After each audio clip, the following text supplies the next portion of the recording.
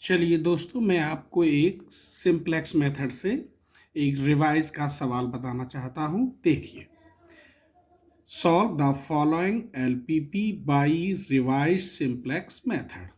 Max Z equal to x1 plus 2x2। Equation है इसकी x1 plus h2 is less than and equal 3, x1 plus 2x2 is less than and equal 5, 3x1 plus x2 is less than and equal 6। Solve.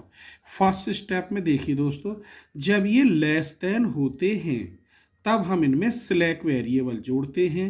x2 तक तो है ही, तो कहाँ से शुरू करेंगे? x3, x4, x5, क्योंकि हमें तीन आएंगे, एक इसमें एक इसमें एक इसमें। तो x3, x4, x5 are slack variable. अब इनमें जोड़ देते हैं। जोड़ने के बाद ये इक्वल में बदल जाते हैं। चलिए, ये मैंने इक्वेशन बना दी। Then the LPP in matrix form and represent by A. इसको मैं जैसे इंटर में मैट्रिक्स में लिखते हैं, ऐसे मैं इसे लिख रहा हूँ। यहाँ 1 2 1 1 1 2 3 1, ये लिख दे 1 1 1 2 3 1। ये दोस्तों आइडेंटिटी बन जाती है। यहाँ x3 का तो है, x4 x5 का नहीं है। यहाँ x3 का है, नहीं है, 0 है। x4 का है, x5 का 0 है। यहाँ x3 x4 के 0 0, x5 का 1। तो ये आइडेंटिटी बन गई दोस्तों। x3 की वैल्यू है 1 कॉफिशियंट, x4 5। यहाँ x3 का कॉफिशियंट 0, x4 का 1 0। यहाँ ऐसे ही 0 0 1। इसको दोस्तों हम b से रिप्रेजेंट करते हैं 3 5 6। एंड और जो ये ct है, ये जो मैक्स जेड है इसकी कॉस्ट है। यहाँ 1 2, ये रहा 1 2, और जो 0 0 है दोस्तों, ये स्लैक वेरिएबल की कॉस्ट होती है, जो मैं आपको पढ़ा चुका हूं मैट्रिक्स में। आइए स्टेप नंबर 2, IBFS निकालते हैं, इनिशियल बेसिक फिजिबल सॉल्यूशन। तब इस इक्वेशन में हम x1 x2 बराबर 0 रखें तो x3 की वैल्यू 3, x4 की वैल्यू 5, x5 की वैल्यू 6, ये वैल्यू निकल आएंगे। आइए अब स्टेप 3 में जो मैट्रिक्स है उस पर कैप लगाते हैं और उसे लिखते कैसे हैं? ऊपर ये मैट्रिक्स होता है और नीचे कॉस्ट होती है मैं उसकी मैक्स जेड की, ये माइनस लगाकर ct। तो ए तो ये रहा 1 1 1 1। चलिए, अच्छी तरह से दिखाई देगा दोस्तों। तो ये रहा मैट्रिक्स A 1 1 1 0 0, ये वाला ही लिख दिया मैंने 3 तक, 3 1 0 0 यहाँ तक। और ये माइनस ct, ये मैंने कॉस्ट लिख दी माइनस लगाकर, -1 -2 0 0 0। यहाँ तक कोई परेशानी नहीं। एंड ये रूल है कुछ नहीं, ये अगर 3y3 की आइडेंटिटी है तो b कैप का इनवर्स 4y4 की आइडेंटिटी में बनेगा। ये ऐसे दर्शाया है बस फॉर्मूला के अकॉर्डिंग। चलिए, तो हम b कैप का इनवर्स 4y4 की आइडेंटिटी में बनाते हैं। आइए, यहां तक दोस्तों कोई परेशानी नहीं हुई होगी, आराम से देख लीजिए। चलिए, मैंने अब b कैप का इनवर्स 4y4 का बनाया। ये है तो 3y3 का, लेकिन जो नीचे जो कॉस्ट होती है ये मैक्स जेड की होती है। तो CBT 0 0 0 वही कॉस्ट है ही, कौन सी? जो स्लैक वेरिएबल की कॉस्ट है।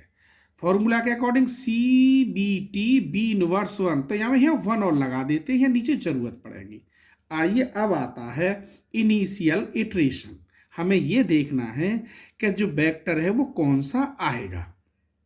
तो उसके लिए फॉर्मूला है दोस्तों ZJ minus CJ equal to CBT B inverse 1। इसकी वैल्यू यही कहलाती है 0 0 1 और A कैप। तो 0 0 1 और ये A कैप की मैंने वैल्यू लिख दी दोस्तों। इसकी मल्टीप्लाई अब करोगे तो ये आंसर आएगा। ये आगे जरूरत पड़ेगी। इस रो को, कॉलम को कहते हैं A1 का कैप, A2 का कैप, A3 का कैप, A4 का कैप, A5 का कैप। चलिए दोस्तों, इसकी मल्टीप्लाई करने पर ये -1 और -2 0 0 0 ये आ गए। हमने क्या देखा कि जो ये 2 है ये मोस्ट नेगेटिव है, क्योंकि सबसे ज़्यादा है नेगेटिव में। तो hence Z2 - C2 is most negative. जो दूसरे नंबर का है तो इसीलिए Y2 इज इनकमिंग वेक्टर।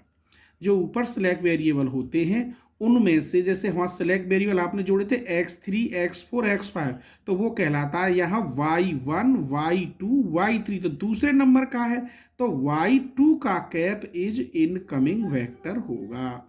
अब इसकी वैल्यू निकालनी है क्योंकि टेबल में आना चाहिए, तो y2 का जो कैप है वो क्या होता है, b इनवर्स का कैप इंटू a2 का कैप।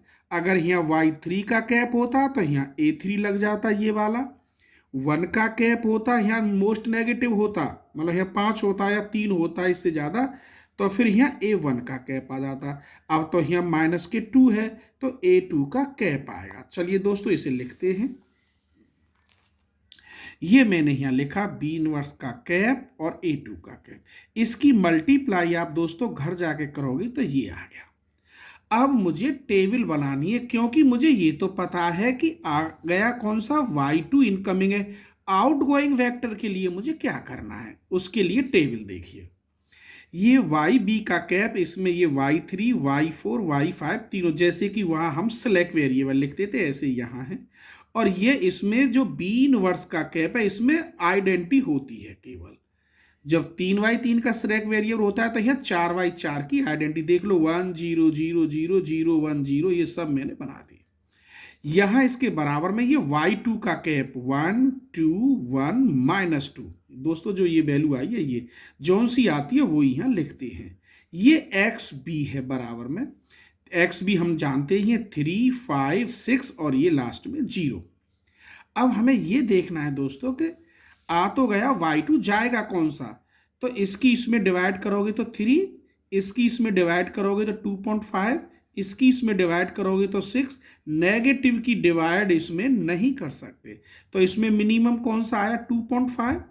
इसका मतलब ये जाएगा यहां से इधर वाला, ये y4 जाएगा और y2 आएगा।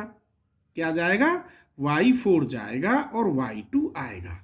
अब हमें ये सॉल्व करना है दोस्तों। सॉल्व करने का तरीका क्या है, मैंने बताया होगा पहली टेबल में कि ये 1 बनाना होता है और इसके ऊपर नीचे सब 0 बनाने होते हैं।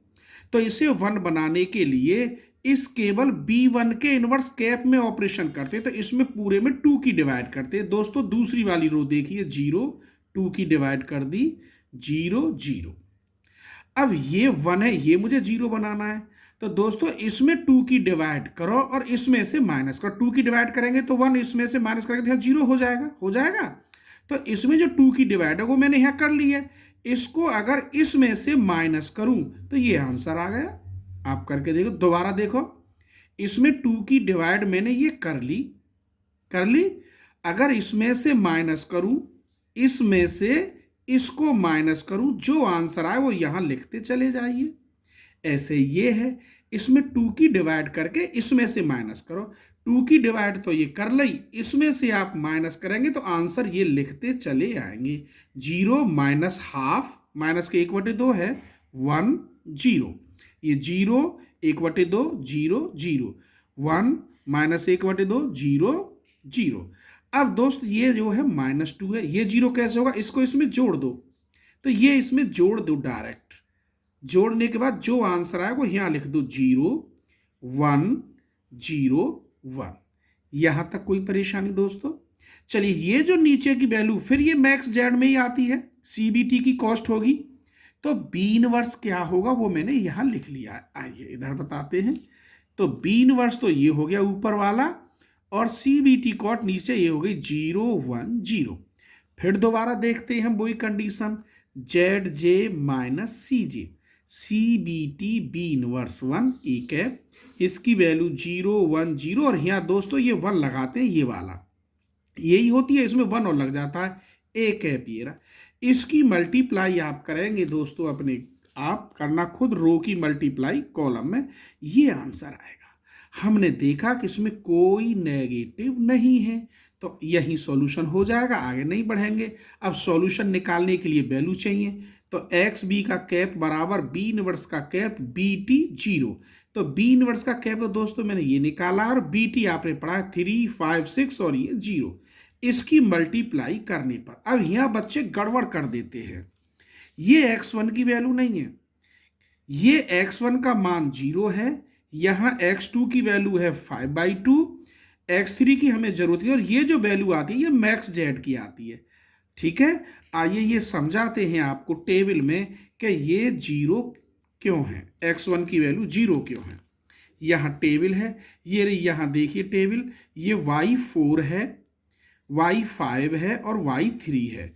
y2 गया था यहाँ, क्या गया था, y2। तो x2 की वैल्यू दूसरे नंबर की, x2 की वैल्यू दूसरे नंबर की तो है, लेकिन यहाँ तो y3 है, तो ये तो x3 की वैल्यू है कि हमें जरूरत ही नहीं है। ये y5 है तो ये x5 की वैल्यू जरूरत ही नहीं है, हमें सिर्फ चाहिए x1 की और x2 की। तो x1 का मान यहाँ है नहीं, जीरो है, और x2 की वैल्यू 5/2 और मैक्स जेड ये है।